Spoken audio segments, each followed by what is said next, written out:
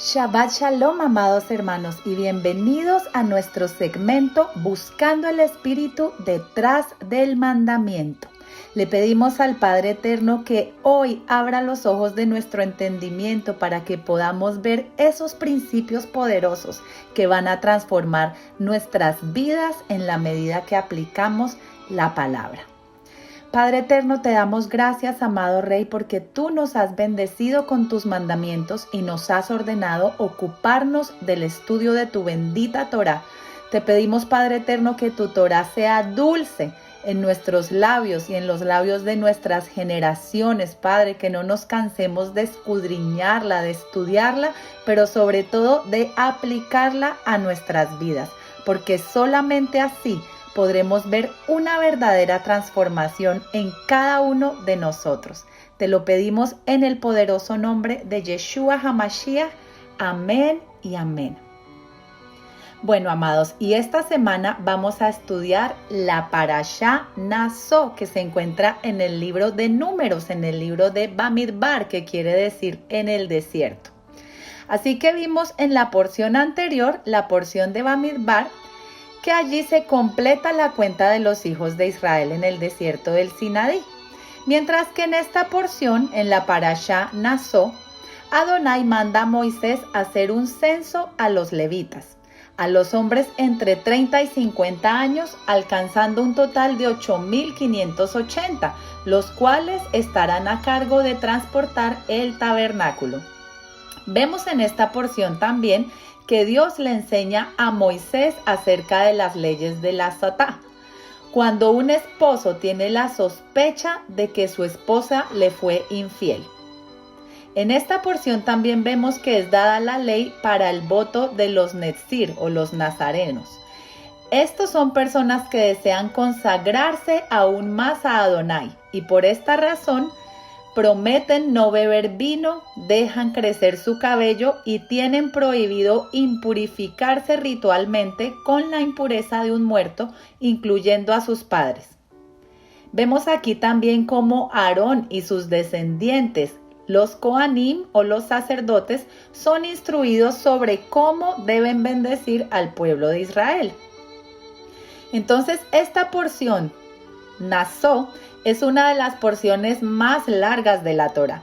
Así que hoy nos vamos a concentrar en la ley Sotá, en la ley de los celos, porque esta tiene un hermoso mensaje para nuestros matrimonios, pero también es una hermosa figura profética del amor de nuestro Elohim por nosotros, su pueblo Israel.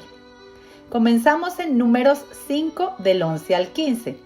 Dice: también Adonai habló a Moisés diciendo: habla a los hijos de Israel y diles, si la mujer de alguno se descarriare y le fuere infiel, y alguno cohabitare con ella, y su marido no la hubiese visto, por haberse ella amancillado ocultamente, ni hubiere testigo contra ella, ni hubiere sido sorprendida en el acto, si viniere sobre él un espíritu de celos, y tuviere celos de su mujer, habiéndose ella amancillado, o viniere sobre él espíritu de celos, y tuviere celos de su mujer, no habiéndose ella amancillado.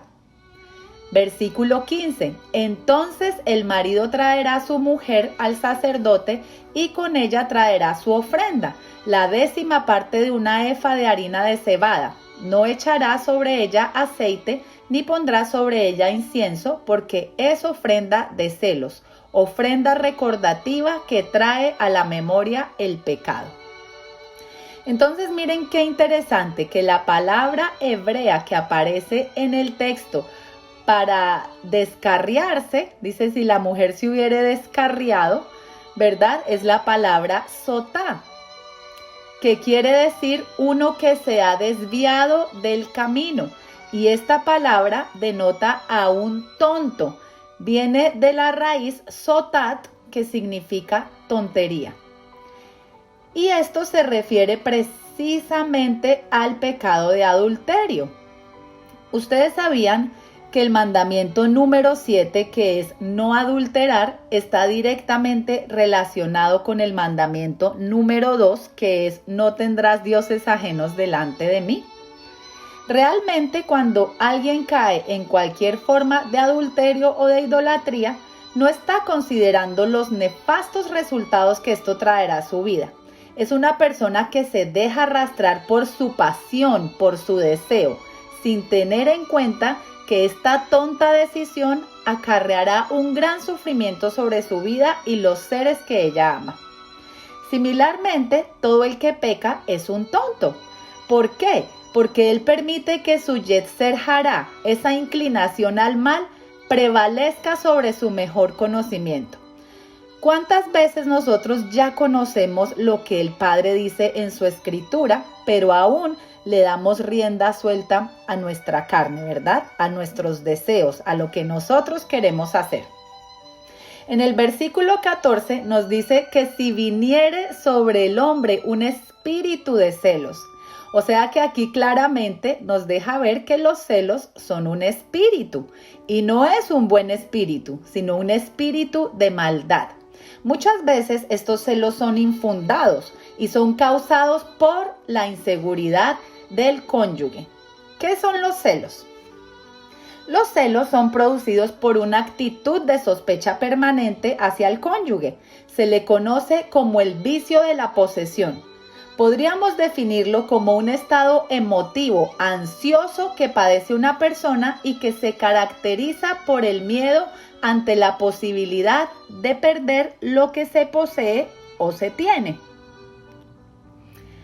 En el ámbito sentimental, los celos son la desconfianza y la sospecha permanentes en el otro que tiñen y perjudican gravemente la relación con la persona amada. La mayoría entendemos por celos ese confuso, paralizador y obsesivo sentimiento causado por el temor de que la persona depositaria de nuestro amor prefiera a otra en lugar de nosotros. Normalmente quienes padecen preferentemente estos ataques de celos son personas muy centradas en sí mismas, o sea, las personas donde el ego lo tienen a flor de piel. En muchas situaciones de celos hay más que amor o miedo a la soledad. Otras de las causas son sentimientos de posesión del otro, sentimientos de necesidad de controlarle, inseguridad en uno mismo, de envidia hacia la mayor riqueza de la vida emocional del otro. Pero vamos a ver qué nos dice la Escritura acerca de los celos. En Proverbios 27:4 dice: cruel es la ira e impetuoso el furor, mas ¿quién podrá sostenerse delante de los celos? También el apóstol Pablo nos dice en Gálatas 5:17: manifiestas son las obras de la carne, que son adulterio, fornicación, inmundicia, lascivia, idolatría, hechicerías, enemistades, pleitos, celos, iras, contiendas, disensiones, herejías.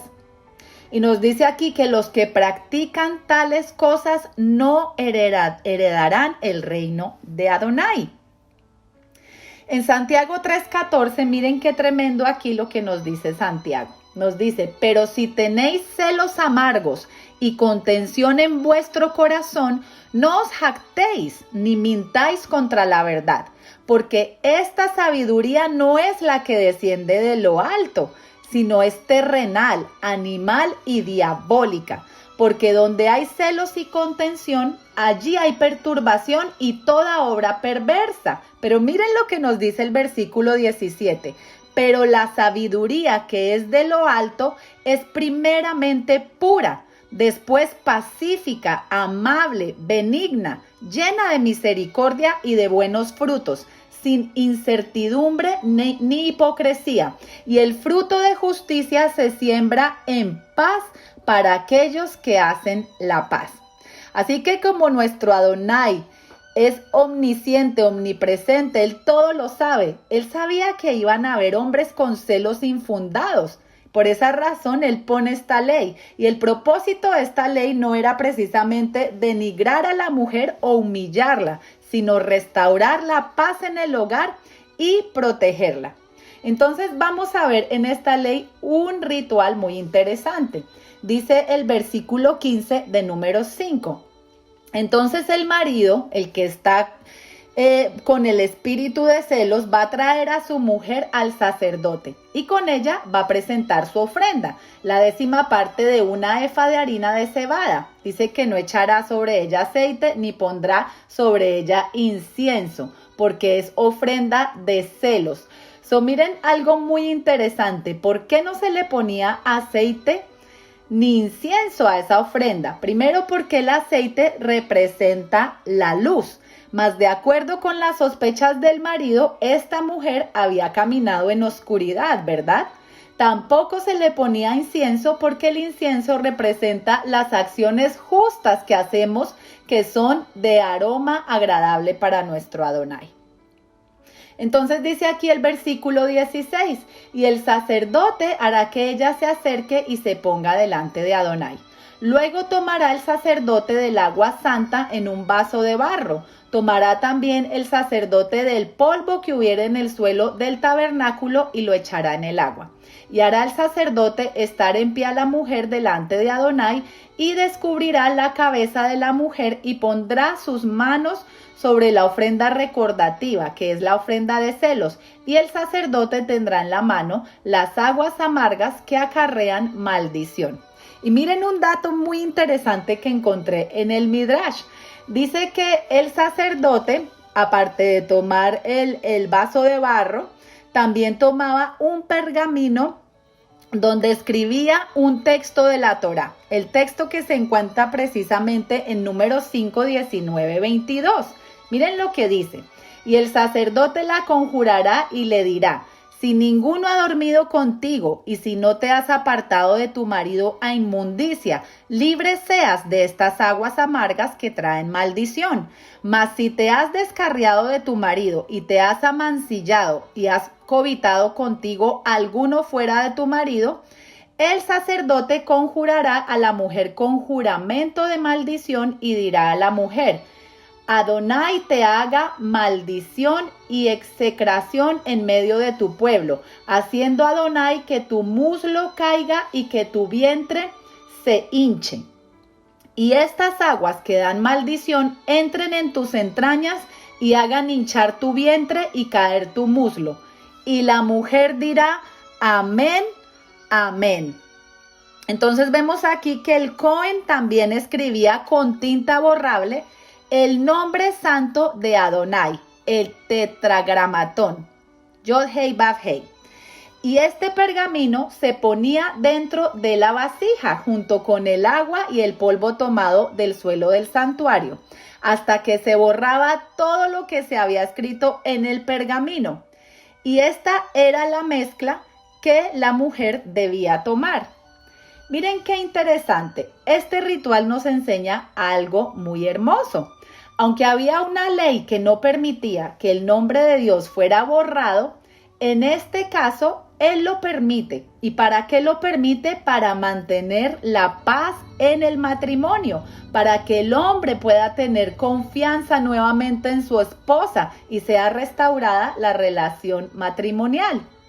Pero pensemos por un momento, si nosotros nos encontráramos en esa situación, ¿se imaginan ustedes la vergüenza tanto para el hombre como para la mujer que está siendo llevada delante del sacerdote? Primeramente, el hombre, en esos tiempos, en esa cultura, reconocer que tiene la sospecha de que su esposa le fue infiel delante de toda la congregación. Y la esposa, que pongan en duda su reputación de que pudo haber cometido un acto tan denigrante. Imagínense un momento esa vergüenza para los dos. Aunque esto era un proceso difícil y vergonzoso, aquí hay principios poderosos que podemos aplicar hoy a nuestras vidas. Tengamos en cuenta que si nosotros queremos tener matrimonios sanos, unidos, con paz y armonía, tendremos que dejar de lado el orgullo, el ego, ¿verdad? Debemos quitarnos las máscaras. Debemos enfrentar diferentes situaciones que a lo mejor parecerán desagradables, ¿verdad? Pero vamos a vencer cualquier situación que quiera levantarse en contra de nuestros matrimonios. En el caso de este hombre, él hubiese podido quedarse callado para evitar pasar por la vergüenza delante de toda la congregación. Pero ¿qué pasaría dentro de él? Su espíritu estaría abatido y no encontraría sosiego, ya que ha perdido la confianza en su esposa. ¿Y qué va a ocasionar esto en el matrimonio? Va a ocasionar un espíritu resentido, va a ocasionar contiendas, pleitos y divisiones. ¿Y cuántas veces nosotros, por no enfrentar ciertas situaciones que se levantan en nuestros matrimonios, ya sea por temor, por vergüenza o porque queremos guardar una fachada, especialmente en los ámbitos religiosos, callamos, escondemos el problema, le ponemos curitas temporales, pero la herida debajo de la cura está supurando y está llena de pus? Y por esta razón, matrimonios que a veces aparentemente son estables, de repente colapsan, causando un gran daño a su alrededor. Hay un dicho que dice que es mejor ponerse rojo 5 minutos, pasar por la vergüenza, que no pálido el resto de la vida por querer huir de los problemas. Miren algo muy interesante que encontré en las palabras hebreas para hombre y mujer. La palabra hombre en hebreo se dice ish y se escribe con una alef, una shin y una yod. Y la palabra mujer en hebreo se dice isha y se escribe con una alef, una shin y una hei. Así que la unión del hombre y la mujer contienen 2 de las letras del tetragramatón, formando la palabra ya, porque el hombre tiene la yod y la mujer tiene la hei. Por esta razón, la palabra nos dice que un cordón de 3 dobleces no se puede romper. El matrimonio no es de 2, es de 3, porque un matrimonio que no tenga allá, la yod y la hei, en el centro, está destinado a destrucción. Miren qué sucede si yo quito el nombre de ya, del hombre, y de la mujer. Quedaría solamente, o sea, si nosotros cogemos el ish y el isha y le quitamos la yod y la hei, va a quedar solamente las letras alef y shin. Estas 2 letras forman la palabra esh, que es fuego, pero este es un fuego que consume y destruye. Así que si nosotros no tenemos allá a Adonai como el centro de nuestros matrimonios, vendrá destrucción. Así que busquemos la paz en nuestros hogares. No nos cansemos de luchar hasta que nos convirtamos en una sola carne, como dice la Escritura, teniendo siempre a nuestro Elohim presente en todo lo que hagamos, en cada una de las decisiones que tomemos. Y como ustedes saben que la Torá no solamente nos enseña principios para que podamos tener vidas plenas y abundantes, sino que dice la palabra que el fin de la Torá es el Mesías. Ahora esto se ha malinterpretado, porque no quiere decir que como ya vino el Mesías, la Torá llegó a su fin. Por el contrario, el fin de la Torá es apuntarnos al Mesías, revelarnos esa obra redentora de nuestro Salvador, Yeshua HaMashiach. Esta ley satá, o ley de los celos, nos ayuda a entender muchas cosas en la Escritura que han sido mal interpretadas. Por ejemplo, lo que dijo Pablo en Romanos 7:6, que ya no estamos bajo la ley. Lamentablemente es un verso que ha sido sacado fuera de contexto, precisamente por ignorar de qué se trata la ley satá o la ley de los celos. Sabemos que este matrimonio del que habla aquí en una forma profética está representado por Dios y por Israel. Adonai siendo el esposo e Israel siendo la esposa. Seguimos viendo aquí en la ley de los celos que el Cohen hacía lo posible porque la mujer confesara su pecado antes de tomar las aguas amargas. Así que si ella confesaba su pecado, el marido le daba carta de divorcio y ya no podía volverla a tomar de acuerdo a una ley establecida en Deuteronomio 24 del 1 al 4. Vamos a ver lo que dice y aquí vamos a encontrar algo supremamente poderoso. Dice, cuando alguno tomare mujer y se casare con ella, si no le agradare por haber hallado en ella alguna cosa indecente, le escribirá carta de divorcio y se la entregará en su mano y la despedirá de su casa. Y salida de su casa podrá ir y casarse con otro hombre. Pero si la aborreciere este último y le escribiere carta de divorcio y se la entregare en su mano y la despidiere de su casa, o si hubiere muerto el postrer hombre que la tomó por mujer, pónganle mucha atención a este versículo 4. No podrá su primer marido que la despidió volverla a tomar para que sea su mujer, después de que fue envilecida, porque esto es abominación delante de Adonai, y no has de pervertir la tierra que Adonai tu Dios te da por heredad. ¿Sabían ustedes que al igual que lo que dice en esta ley, Adonai le dio carta de divorcio a la casa de Israel? ¿Dónde dice esto? Esto está en Jeremías 3:8. Dice, ella vio que por haber fornicado la rebelde Israel, yo la había despedido y dado carta de repudio, pero no tuvo temor la rebelde Judá su hermana, sino que también fue ella y fornicó. Qué tremendo, ¿verdad? Que a causa de la idolatría de esas 10 tribus perdidas de la casa de Israel, Dios les da carta de divorcio. Pero miren el amor tan grande de nuestro Elohim, el amor tan grande y tan inmenso que luego Él viene y dice en Oseas 2:14, pero he aquí, yo la traeré y la llevaré al desierto y hablaré a su corazón, y le daré sus viñas desde allí y en el valle de Acor por puerta de esperanza, y allí cantará como en los tiempos de su juventud y como el día de su subida de la tierra de Egipto. En aquel tiempo, dice Adonai, me llamarás Ishi, y nunca más me llamarás Baalí, porque quitaré de su boca los nombres de los Baales, y nunca más se mencionarán sus nombres. El versículo 19 nos dice, y te desposaré conmigo para siempre, te desposaré conmigo en justicia, juicio, benignidad y misericordia. Y te desposaré conmigo en fidelidad y conocerás a Adonai. Entonces, según esto, ¿será que Adonai se contradice en su palabra?